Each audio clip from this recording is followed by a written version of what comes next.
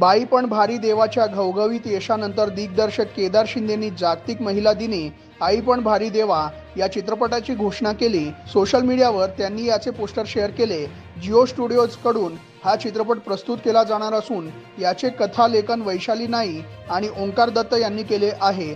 तर या चित्रपटाची निर्मिती ज्योती देशपांडे व बेला शिंदे आहेत। दरम्यान बाई पण भारी देवाने 90 कोटी रुपये कमावले होते। तुम्ही जय श्रीराम म्हणा, तुम्ही अजून मंदिराची उद्घाटने करा, तुम्हाला मते मिळणार नाहीत, शिवसेना नसती तर राम मंदिर झालेच नसते, असा दावा खासदार संजय राऊतांनी केला। शिवसेनेने शौर्य गाजवले म्हणून अयोध्येत राम मंदिर झाले। प्राणप्रतिष्ठा रामाची आहे की नरेंद्र मोदींची हेच कळत नव्हते। रामाची मूर्तीच दिसत नव्हती। आम्ही रामाला शोधत होते, पण सगळे कॅमेरे मोदींवर होते, असेही यावेळी बोलताना राऊत म्हणाले। पहिली 2.5 वर्ष भाजप, पुढची 2.5 वर्ष सेनेचा मुख्यमंत्री ठरले होते। भाजप सेनेला पहिली 2.5 वर्ष मुख्यमंत्रीपद देण्यास तयार होते, पण ठाकरेंना युती करायचीच नव्हती, असा दावा संजय शिरसाटांनी केला। काल उद्धव ठाकरेंनी घेतलेले तुळजा भवानीची शपथ खरी आहे। शेवटी भाजप पहिली 2.5 वर्ष मुख्यमंत्रीपद द्यायला तयार झाले होते की नाही, उद्धव ठाकरेंनी शपथ घेऊन सांगावे, असे आवाहन शिरसाटांनी दिले। संरक्षण मंत्री राजनाथ सिंह यांनी काल दिल्लीतील थिएटरमध्ये आर्टिकल 370 चित्रपट पाहण्याचा आनंद लुटला। त्यानंतर त्यांनी यावर आपली प्रतिक्रिया दिली आहे। ते म्हणाले, मी आर्टिकल 370 हा चित्रपट पहिल्यांदाच पाहिला। मला सांगायचे आहे की हा चित्रपट तथ्यांवर आधारित आहे, खूप मनोरंजक आहे आणि प्रत्येकाने तो पाहावा, हा प्रोपोगेंडा समजू नये। दरम्यान अभिनेत्री यामी गौतमचा हा चित्रपट चांगली कमाई करत आहे। काँग्रेस निवडणूक समितीची लवकरच दिल्लीत बैठक होणार आहे। राहुल गांधी देखील या बैठकीला उपस्थित राहणार आहेत, अशी माहिती विरोधी पक्षनेते विजय वडेट्टीवारांनी दिली आहे। 12 ते 15 तारखेदरम्यान ही बैठक होणार आहे। बैठकीत अंतिम यादी जाहीर होणार। काँग्रेसच्या बैठकीतच वंचित बहुजन आघाडीबाबत निर्णय होणार। वंचित समाधानी असेल असा मार्ग आम्ही चर्चेतून काढू, असेही यावेळी बोलताना विजय वडेट्टीवार म्हणाले। देशात सर्वत्र महाशिवरात्रीची उत्सव साजरा केली जात आहे। त्या पार्श्वभूमीवर आता उपमुख्यमंत्री देवेंद्र फडणवीस यांनी लिहिलेले गाणे प्रदर्शित झाले आहे। देवादिदेव असे या गाण्याचे शीर्षक आहे। या गीताला गायक शंकर महादेवन यांनी आवाज दिला असून या गीताला संगीतही त्यांनी दिले आहे। महाशिवरात्रीच्या पार्श्वभूमीवर ही गीत टाइम्स म्युझिक स्पिरिच्युअलने लॉन्च केले आहे। अमृता फडणवीस यांचाही आवाज आहे। ईडीने शरद पवार गटाचे आमदार रोहित पवारांच्या कारखान्यावर मोठी कारवाई केली आहे। रोहित पवार यांच्या कंपनीच्या मालकीच्या साखर कारखान्याची 50 कोटी रुपयांची मालमत्ता जप्त केल्याची माहिती ईडीने दिली आहे। कन्नड साखर कारखाना ईडीने जप्त केला आहे। तसेच 161 एकर जमीन ईडीकडून जप्त करण्यात आली आहे। शिखर बँक घोटाळ्या प्रकरणी ही कारवाई करण्यात आल्याचे समजते। बारामती ॲग्रो कंपनीने हा कारखाना खरेदी केला होता। रोहित पवार यांनी केलेल्या ट्विटची चर्चा होत आहे। माझ्या कंपनीवर ईडीने केलेल्या कारवाईचे ट्विट वाचले आणि विचार आला, आता भाजपमध्ये जायला पाहिजे का? पण भाजपाने लक्षात ठेवावे, झुकणारे आणि रडणारे गेले, आता फक्त लढणारे शिल्लक आहेत आणि आम्ही अखेरपर्यंत लढू आणि जिंकू, असे ते म्हणाले। तसेच ही कारवाई पूर्णतः बेकायदा असून या विरोधात न्यायालयात दाद मागितली जाईल, असे त्यांनी ट्विट करत सांगितले। तमिळ इंडस्ट्रीतील प्रसिद्ध अभिनेते अजित कुमार यांना चेन्नईच्या अपोलो रुग्णालयात दाखल करण्यात आल्याचे वृत्त समोर आले आहे। अजित कुमार यांना नियमित हेल्थ चेकअपसाठी रुग्णालयात दाखल करण्यात आल्याचे त्यांच्या मॅनेजरने सांगितले आहे। त्यांच्यावर कोणत्याही प्रकारची ब्रेन सर्जरी झालेली नाही, असेही ते म्हणाले। अजित कुमार यांची प्रकृती आता ठीक असल्याचेही सांगण्यात आले। लोकसभा उमेदवारीसाठी राहुल नार्वेकरांनी आमच्या विरोधात निकाल दिला, असा आरोप उद्धव ठाकरेंनी केला आहे। राहुल नार्वेकर लबाड आहेत।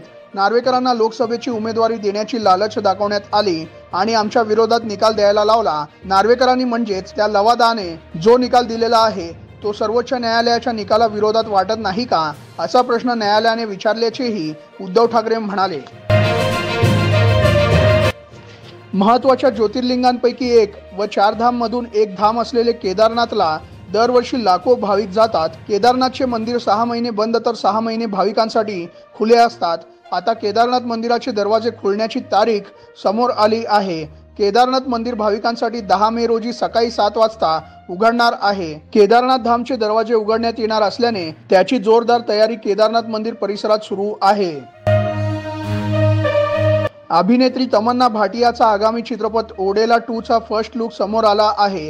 हा चित्रपट साऊथच्या ओडेला या चित्रपटाचा रिमेक आहे।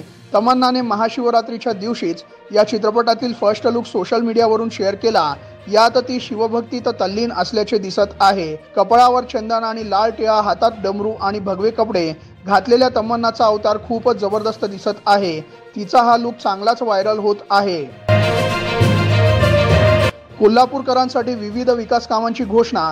कोल्हापूरमधील शेतकऱ्यांसाठी केलेले 200 पट पाणीपट्टीच्या वाढीला मुख्यमंत्र्यांची स्थगिती।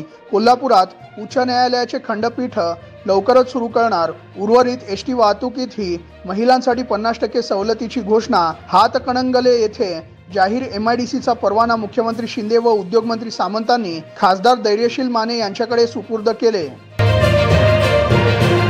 कोल्हापूरसाठी मुख्यमंत्र्यांच्या मोठ्या घोषणा। जागतिक बँकेच्या अर्थसहाय्याने पंचगंगा पूर नियंत्रणासाठी 3200 कोटींचा प्रकल्प मंजूर।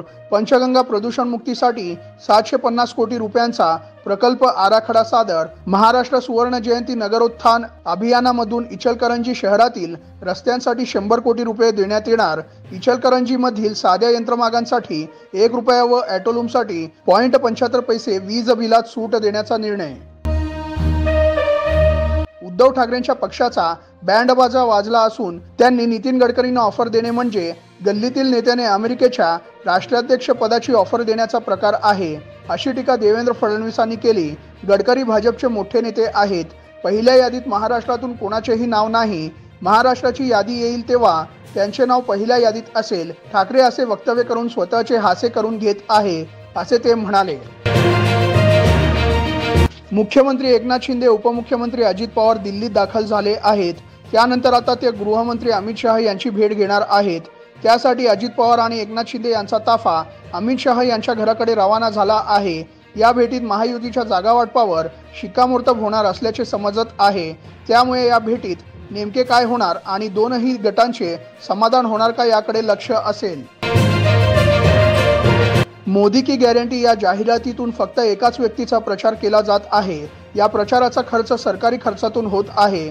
पंतप्रधान योजना किंवा सरकारी गॅरंटी असा उल्लेख केला तर काही हरकत नाही। त्यामुळे भाजपच्या निवडणूक प्रचार व जाहिरात संबंधी आम्ही निवडणूक आयोगाला तक्रार करणार आहे, असे काँग्रेस नेते पृथ्वीराज चव्हाण म्हणाले।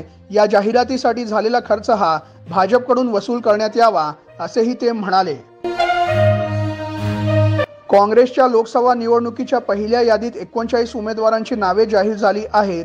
राहुल गांधी हे वायनाडमधून निवडणूक लढवणार आहेत, पण या यादीत गांधी परिवारातील एक नाव नसल्याने चर्चेला उधाण आले आहे। या यादीत भूपेश बघेल यांचे नाव आहे, पण प्रियंका गांधींचे नाव नाही। पहिल्या यादीत 24 जागांवर राखीव प्रवर्गाचे उमेदवार असून यात 12 उमेदवार 50 वर्षांपेक्षा कमी वयाचे आहे व 8 उमेदवार 50-60 वयोगटातील आहेत। जिओ लवकरच UPI सह आपला जिओ साऊंड बॉक्स बाजारात आणण्याची तयारीत आहे। यावरही ऑफर्सचा भडीमार पाहायला मिळू शकतो। तुम्ही अनेक दुकानांवर पेटीएम साऊंड बॉक्स पाहिले असतील। या साऊंड बॉक्समुळे दुकानदारांना वारंवार ग्राहकांनी किती पेमेंट केले हे मोबाईलमध्ये पाहावे लागत नाही। ग्राहकांनी पेमेंट केल्यावर लगेच साऊंड बॉक्सवर कळते। असे जिओ साऊंड बॉक्स लवकरच सर्व छोट्या मोठ्या दुकानांवर पाहायला मिळणार आहे। उपमुख्यमंत्री देवेंद्र फडणवीस यांनी मोठी घोषणा केली आहे। महिला दिनाच्या निमित्त राज्य सरकारच्या वतीने नवीन महिला धोरण जाहीर केले आहे। पूर्वी मी माझे नाव देवेंद्र गंगाधरराव फडणवीस सांगायचो, आता माझं नाव देवेंद्र सरिता गंगाधरराव फडणवीस असं असेल। आईचं नाव देखील वडिलांच्या नावासोबत पाठीमागे लागणार आहे, असे ते म्हणाले आहेत। नागपूरमध्ये महिला दिनानिमित्त ते बोलत होते।